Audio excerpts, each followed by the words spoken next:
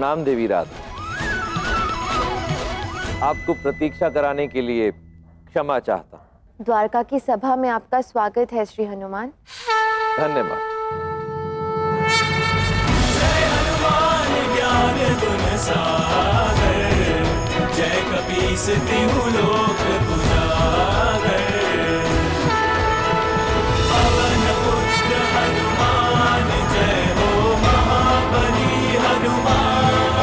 श्री राम भक्त हनुमान जय हो बजरंगी बलवान। ये स्वागत का विरोधाभास मुझे समझ में नहीं आया देवी राधा। आप यहाँ पुष्पों की वर्षा से मेरा स्वागत कर रही हैं और बलराम दाऊ ने तो बल का प्रयोग करके मेरा स्वागत किया।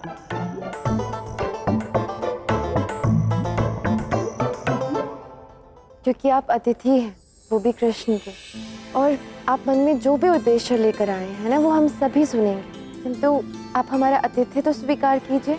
अवश्य, आपका आतिथ्य अवश्य स्वीकार करूंगा, परंतु पहले जिस कार्य के लिए आया हूं वो तो कर लूं। मेरी ये अभिलाषा है देवी राधा कि आप अपने द्वारा की गई घोषणा के शब्द वापस लौटा लें। वही घोषणा जिसमें आपने कहा है कि आप संसार की सबसे बड़ी भक्त हैं। ये तो मैं नहीं कह सकती, पर आप इतने विश्वास से कैसे कह सकते हैं कि आप सबसे बड़े भक्त हैं? सिद्ध कीजिए और मुझे भी अपनी बात रखने का अवसर दीजिए। चुनौती लीजिए।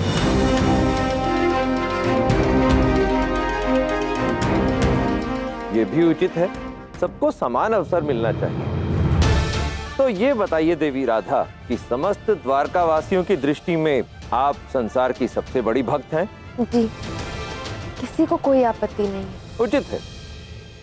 तो मैं आज यहाँ आपको सबके समक्ष ये चुनौती देता हूँ कि एक दिन ये सभी द्वारकावासी एक स्वर में जय श्री राम बोलेंगे।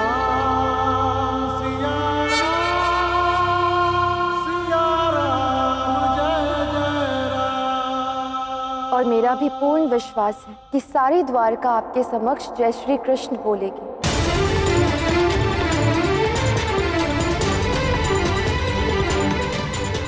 देखिए देवी राधा, ना तो मैंने भक्ति की परीक्षा कभी दी है ना कभी ली है, परंतु ऐसा प्रतीत हो रहा है कि मेरे प्रभु श्री राम चाहते हैं कि अब मैं ये कार्य करूं। और मेरा अनुरोध है आपसे, जब तक हम में से किसी एक की बात सिद्ध नहीं हो जाती, आप यहीं रहिए द्वारका में। जैसी आपकी आज्ञा हो। अरे वाह, भक्ति का द्वंद, इसमें तो बड़ा आनंद आने वाला है। अरे रुकिए रुकिए, निर्णायक कौन होगा? कौन ही निर्णय करेगा कि सर्वश्रेष्ठ भक्त कौन है? कोई ऐसा जो विरक्त हो, जो पक्षपात विहीन हो। फिर तो पिताश्री, मैं और आप तो कदापि नहीं हो सकते, क्योंकि आपका और मेरा झुकाव तो हमेशा श्री राधा की ओर ही होता है। सत्य का मैं ये स्वीकारता हूं कि मैं राधा के विरोधी के पक्ष में निर्णय कभी नहीं ले सकता, इसीलिए मैं निर्णायक नहीं बनूंगा। क्या बात है भ्राता बलराम, बात तो आप मेरे विरोध में कर रहे हैं, परंतु फिर भी मुझे आप पे प्यार आ रहा है। किसी के प्रति इतना स्नेह होना भी अच्छी बात है। मुझे लगता है कि निर्णायक के लिए आर्यसाम यानी कि द्वारका के युवराज ही एकदम सर्वश्रेष्ठ है। ना इनका श्री राधा के प्रति झुकाव और ना ही हनुमान जी के प्रति। हाँ, मुझे निर्णायक बनने में कोई आपत्ति नहीं है, यदि आप सबको स्वीकार हो तो। क्या बात है, अत्यंत सराहनीय सुझाव है। परंतु युवराज सांब, आपको जो पाठ पढ़ाने हैं वो यहाँ सबके समक्ष पढ़ा दूं क्या? और वैसे भी एक प्रतियोगिता के निर्णायक की भूमिका, और वो भी द्वारिका के युवराज के लिए, अब कुछ उचित प्रतीत नहीं होता है। युवराज के पद को ठेस न पहुंचे। ये श्री हनुमान तो बहुत ही ज्ञानी प्रतीत होते हैं, इनसे बैर करना उचित नहीं होगा। हाँ ठीक है, श्री हनुमान भी सत्य ही कह रहे हैं।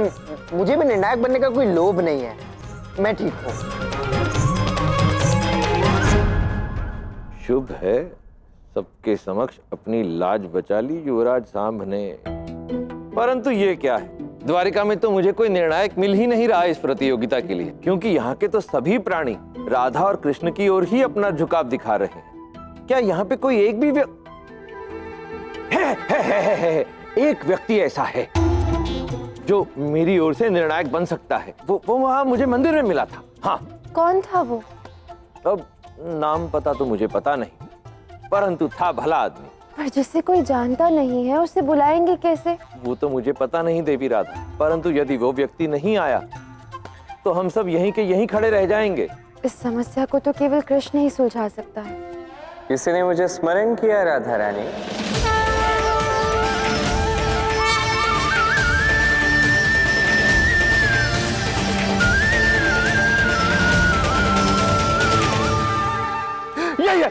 यही है वो व्यक्ति जो मुझे मंदिर में मिला था। इसी की बात मैं कर रहा था। यही वो मेरा मित्र है, यही निर्णायक बनेगा। हाँ,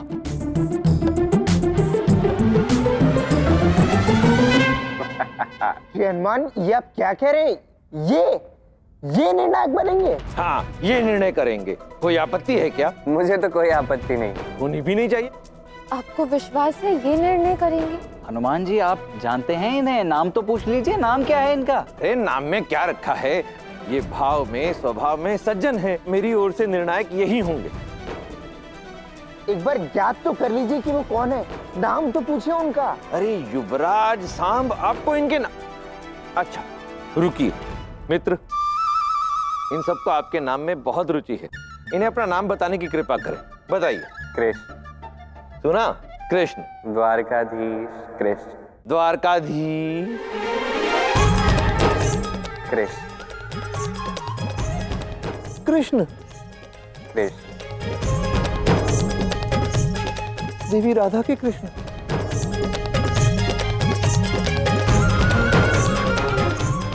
तो देवी राधा आपकी भक्त हैं।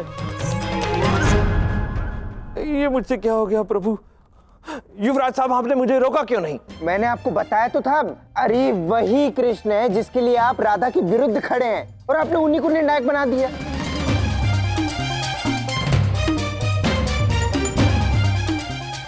ये मुझसे क्या हो गया? आपको चिंता किस बात की? आप तो अष्ट सिद्धियों और 9 निधियों के दाता हैं। आप मुझे देख लीजिए। यदि आपको लगता है कि मैं पक्षपात करूंगा तो मेरे स्थान पर किसी और को निर्णायक बना दीजिए।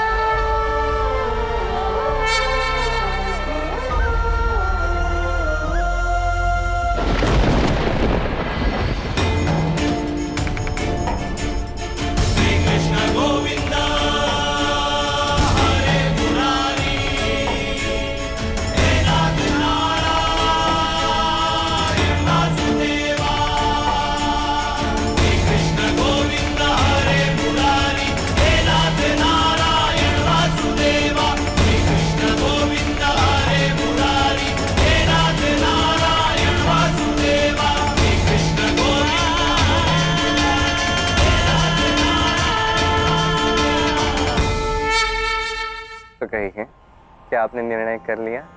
मैंने अपना निर्णय ले लिया। इस प्रतियोगिता के निर्णायक यही होंगे।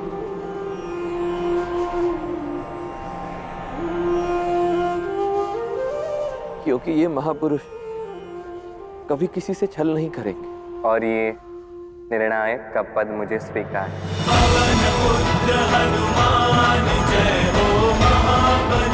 आइए हनुमान, आतिथ्य स्वीकार कीजिए।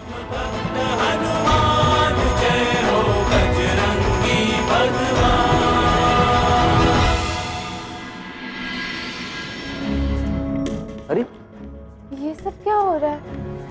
पता नहीं, ये तो हमारा राज अतिथि कक्ष जहां पर हनुमान को ठहराया हुआ है। आओ चलो चलकर देखते हैं।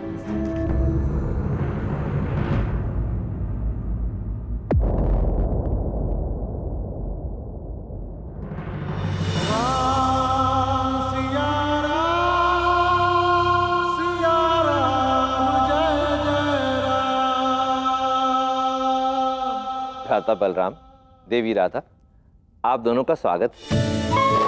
आपने सारा सामान और पलंग सब बाहर क्यों निकलवा दिया? मैं तो प्रभु श्री राम का भक्त हूँ। उनकी भक्ति के अतिरिक्त मुझे और कुछ नहीं चाहिए। बहुत ही उच्च कोटि के भक्त हैं आप। इसका पता तो कल चलेगा। वैसे आपके आतिथ्य के लिए धन्यवाद।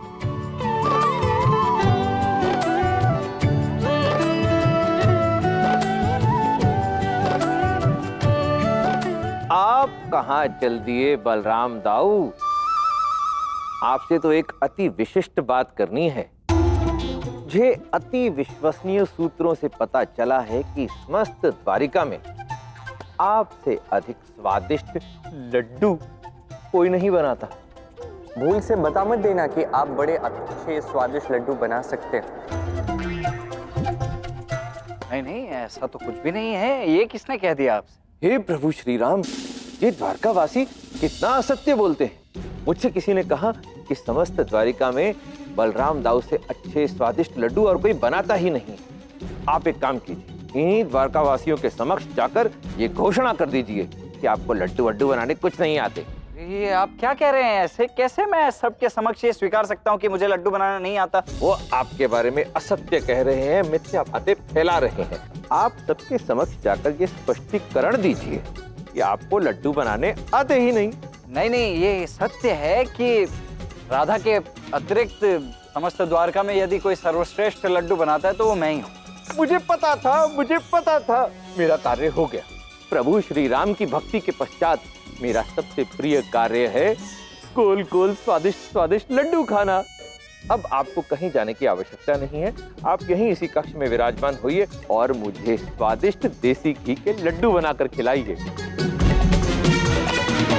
मैं ऐसा कुछ नहीं करने वाला हूँ, मैं जा रहा हूँ। अरे आप कहाँ चले? आपको तो मैं जाने ही नहीं दूंगा।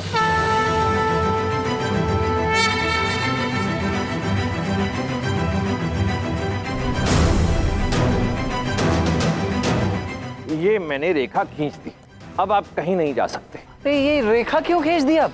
ताऊ बलराम, ये कोई सामान्य रेखा नहीं है। ये लक्ष्मण रेखा की भांति ही एक रेखा है। आप इसे लांघ नहीं सकते।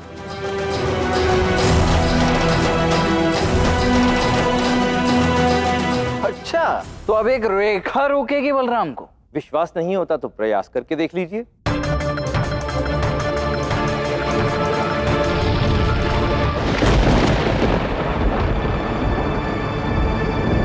ये क्या माया है?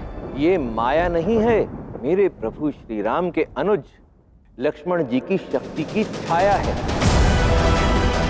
उनके द्वारा खींची गई लक्ष्मण रेखा को तो स्वयं लंकापति रावण भी लांघ नहीं पाया था। आप भी इस रेखा को लांघ नहीं पाएंगे।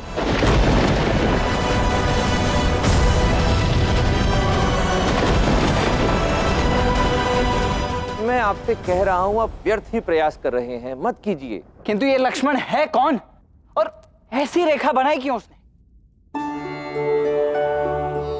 आप ही तो लक्ष्मण है दाव, ये आप ही की शक्ति। अब इसे ही काट कर आप इसका अपमान भला कैसे कर सकते हैं? दाऊ बलराम, मैं आपको अब कैसे समझाऊं? आप जब प्रभु श्री राम को ही नहीं जानते तो लक्ष्मण को कैसे जानेंगे? आप तो बस अब इसी कक्ष में अपनी धुनी रमा कर बैठिए। मैं आपके लिए लड्डू बनाने की सामग्री मंगाता हूँ। कहाँ फंस गया मैं?